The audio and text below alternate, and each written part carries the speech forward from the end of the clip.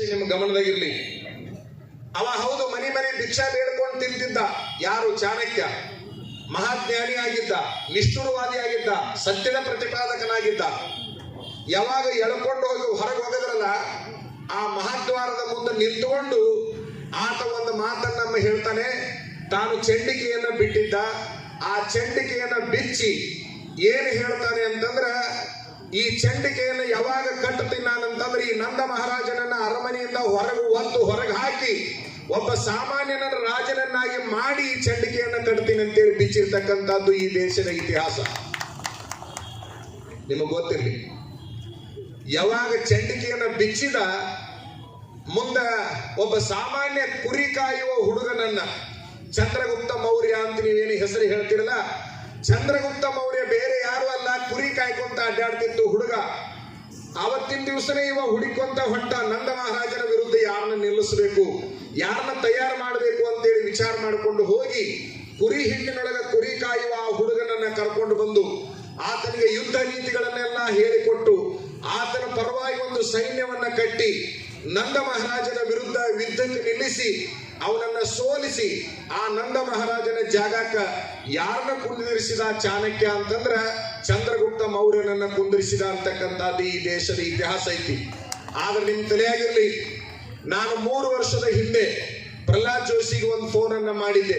ಒಂದು ಕೆಲಸದ ನಿಮಿತ್ತ ಒಂದು ಫೋನ್ ಅನ್ನ ಮಾಡಿದಾಗ ಅವ್ರು ನನಗೊಂದು ಮಾತು ಏನಂದ್ರು ಅಂತಂದ್ರ, ನಿಮ್ ಲಿಂಗಾಯತರೊಳಗೆ ಯಾರು ಲೀಡರ್ ಇಲ್ಲನ್ರಿ, ಫೋನ್ ಮಾಡಕ್ ನನಗೆ ಮಾಡಿರಿ ಅನ್ನುವಂತ ಮಾತನ್ನ ಅವ್ರು ಹೇಳಿದ್ರು.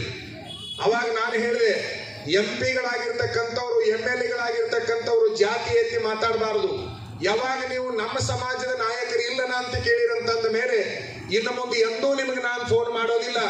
ಬರುವ ದಿನಮಾನದಲ್ಲಿ ನಿಮಗೆ ಬುದ್ಧಿವಾದ ಹೇಳೇ ನಾನು ನಿಮಗೆ ಫೋನ್ ಮಾಡ್ತೀನಿ, ಹೊರತಾಗಿ ಅಲ್ಲಿ ತನಕ ಮಾಡೋದಿಲ್ಲ ಅಂತ ನಾನು ಕೂಡ ಸಂಕಲ್ಪವನ್ನು ತೊಡ್ಕೊಂಡಿದ್ದೇನೆ. ನಿಮ್ಮ ಗಮನದಾಗಿರ್ಲಿ. ಇವರಿಗೆಲ್ಲರಿಗೆ ಮಾಲಾರ್ಪಣೆ ಮಾಡಿದ್ರು. ನಾ ಮಾಲಾರ್ಪಣೆ ಮಾಡಿಕೊಳ್ಳಿಲ್ಲ. ಯಾಕಂತಂದ್ರೆ ನಾವು ಜಗದ್ಗುರು ಪೀಠದವ್ರು ಅಂದ್ಕೂಡೆ ಮೊದಲಿಗೆ ನಮಗ ಮಾಲಿ ಹಾಕೋದು ಒಂದು ಸಮಾಜದ ಸಂಪ್ರದಾಯ. ನಾ ಮಾತ್ರ ಮಾಲಿ ಹಾಕಿಲ್ಲ. ಎಂದಿನಿಂದ ಬಿಟ್ಟಿದ್ದೀನಿ ಅಂತಂದ್ರೆ, ಎಂದು ಹೋರಾಟಕ್ಕೆ ಬಂದಿನಿ ಅಂದಿನಿಂದ ಮಾಲಿಯನ್ನ ಬಿಟ್ಟಿದ್ದೇನೆ.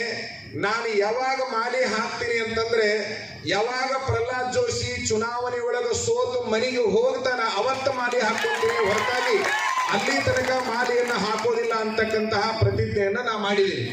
ಅವತ್ತಿನಿಂದ ಮಾಲಿ ಹಾಕಿಲ್ಲ. 2 ಲಾಭ.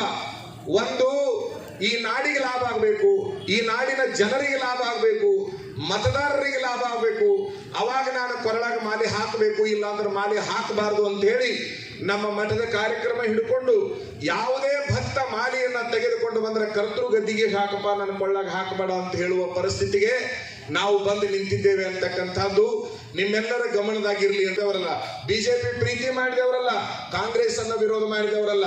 ಕಾಂಗ್ರೆಸ್ ದಾರಿ ಬಿಟ್ಟಾಗೂ ಕೂಡ ಬುದ್ಧಿವಾದ ಹೇಳುವ ಪ್ರಯತ್ನ ಮಾಡಿದೀವಿ.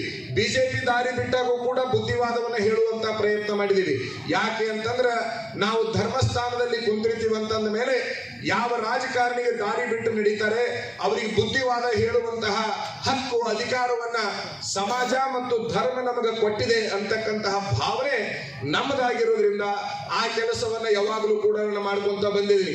ಒಂದು ಬಹಿರಂಗ ವೇದಿಕೆಯಲ್ಲಿ ಆ ಸಂಸದರ ಹೆಸರನ್ನ ಹೇಳಲಿಕ್ಕೆ ಇಚ್ಛಾ ಪಡೋದಿಲ್ಲ ನಾನು. ಅವರು ಒಂದು ಸಾರಿ ಸುಳ್ಳನ್ನ ಹೇಳಿದ್ರು. ಅವ್ರಿಗೆ ನಾನು ಹೇಳಿದೆ, ದಯವಿಟ್ಟು ನಾನಿರೋ ವೇದಿಕೆ ಒಳಗೆ ಸುಳ್ಳು ಹೇಳಕ್ ಹೋಗ್ಬೇಡ್ರಿ. ನಿಮಗೆ ರಾಜಕಾರಣಿಗಳು ಸುಳ್ಳು ಹೇಳುವಂಗ ಆಗಿತ್ತು ಅಂತಂದ್ರೆ ಹೇಳ್ಕೋರಿ, ನಮ್ಮಂತವ್ರಿರೋ ವೇದಿಕೆ ಒಳಗೆ ಸುಳ್ಳು ಹೇಳಬೇಡ್ರಿ ಅಂತ ನಾ ಒಂದು ಮಾತನ್ನ ಹೇಳಿದ್ದೆ. ಅವತ್ತಿಬ್ರು ಮಾಜಿ ಶಾಸಕರಿದ್ರು. ಈ ಆಚಾರ್ಯರಿಗೆ ಸುಳ್ಳು ಹೇಳಕ್ ಹೋಗ್ಬೇಡ್ರಿ, ನಿಮ್ಗೆ ಹೇಳಂಗಿದ್ರೆ ಯಾವಾಗ ಹೇಳ್ಕೋರಿ ಅಂತ. ಈ ಕೆಲಸವನ್ನ 1 ತಿಂಗಳಲ್ಲಿ ಮಾಡ್ತೀನಿ ನಾನು, ಸುಳ್ಳು ಹೇಳೋದಿಲ್ಲ ಅಂತ ಒಂದು ಮಾತನ್ನ ಹೇಳಿದ್ರು. 3 ವರ್ಷ ಆದ್ರೂ ಆ ಕೆಲಸ ಮಾಡ್ಲಿಲ್ಲ ಅವರು. ಒಂದು ದಿವಸ ಹಾನಗಲ್ ತಾಲೂಕು ವರ್ದಿ ಅನ್ನುವಂತ ಗ್ರಾಮದೊಳಗ ತುಂಬಿದ ಸಭಾದಾಗ MP-ಯನ್ನ ಕಪಾಳಕ್ಕೆ ಹೊಡೆದಿರ್ತಕ್ಕಂಥ ಕೆಲಸವನ್ನ ನಾ ಮಾಡಿದ್ದೇನೆ ಅನ್ನುವಂತ ಮಾತನ್ನ ಈ ಸಂದರ್ಭದಲ್ಲಿ ಹೇಳ್ತೀನಿ. ನಿಮಗೆ ಮತದಾರರಿಗೆ ನಿಜವಾದ ಸ್ವಾಭಿಮಾನ ಇತ್ತು ಅಂತಂದ್ರೆ ಎಲ್ಲಿ ತನಕ ನೀವು ಅವ್ರನ್ನ ಕೈ ಹಿಡಿದು ಕೇಳುವಂತ ಪ್ರಯತ್ನವನ್ನ ಮಾಡೋದಿಲ್ಲ, ಅಲ್ಲಿ ತನಕ ನಿಮಗೆ ನ್ಯಾಯ ಸಿಗೋದಿಲ್ಲ ಅಂತಕ್ಕಂತಹ ಒಂದು ಮಾತನ್ನ ಚೆನ್ನಾಗಿ ನೆನಪಿನಾಗ ಇಟ್ಕೋಬೇಕು ನೀವು.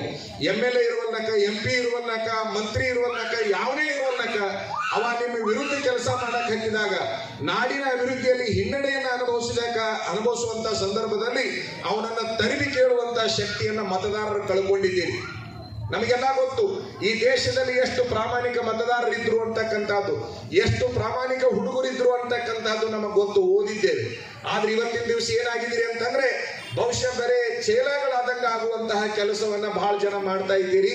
ಯಾರು ತಪ್ಪು ಮಾಡ್ತಾರ ಅವ್ರನ್ನ ಕೈ ಹಿಡಿದು ಕೇಳುವಂತ ತಾಕತ್ತು ನಿಮಗಿದೆ.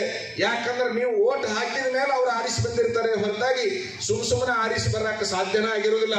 ನೀವು ಹಾಕಿರುವಂತ ಓಟ್ ಏನೈತಲ್ಲ ಅದು ಅಪವಿತ್ರ ಆಗಿತ್ತು ಅಂತಂದ್ರೆ ಆ ಮನುಷ್ಯನನ್ನ ಬುದ್ಧಿಗಲಿಸುವಂತ ಪ್ರಯತ್ನ ಮಾಡಬೇಕು.